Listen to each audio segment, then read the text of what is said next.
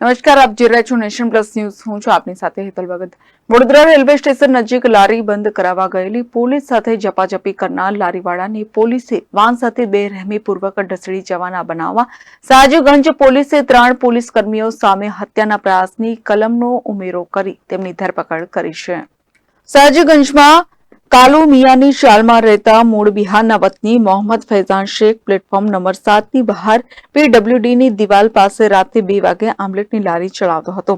ત્યારે લારી બંધ કરાવવા ગયેલી સાજગંજ પોલીસની પીસીઆર વાનના કર્મચારીઓ સાથે મોહમ્મદ ફૈઝાન શેખની તકરાર થઈ હતી, જે દરમિયાન બંને પક્ષે ઝપાઝપી થતા સામસામે ફરિયાદ નોંધાઈ હતી. આ બનાવમાં ફૈઝાનને પોલીસ વાન 100 મીટરથી વધુ અંતર સુધી ઢસડી જતા તેને ગંભીર ઈજા પહોંચી હતી અને ખાનગી હોસ્પિટલમાં સારવાર લઈ રહ્યો છે. જ્યારે ફૈઝાનની સામે પણ પોલીસની સરકારી કામગીરીમાં રૂકાવટ કરી હુમલો કરવા બદલ ગુનો નોંધાયો છે. પોલીસને હજી સીસીટીવી ફૂટેજ મળ્યા નથી, પરંતુ સાક્ષીઓની પૂછપરછ દરમિયાન બનાવને સમર્થન મળ્યું છે. પોલીસે આ બનાવ સંદર્ભે 3 પોલીસ કર્મીની સામે હત્યાના પ્રયાસની કલમો ઉમેરો કરવામાં આવ્યો છે તેમજ તેમની ધરપકડ પણ કરવામાં આવી છે.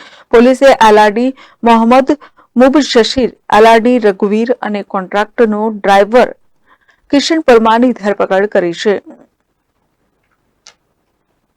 Report nation plus news Vadodara.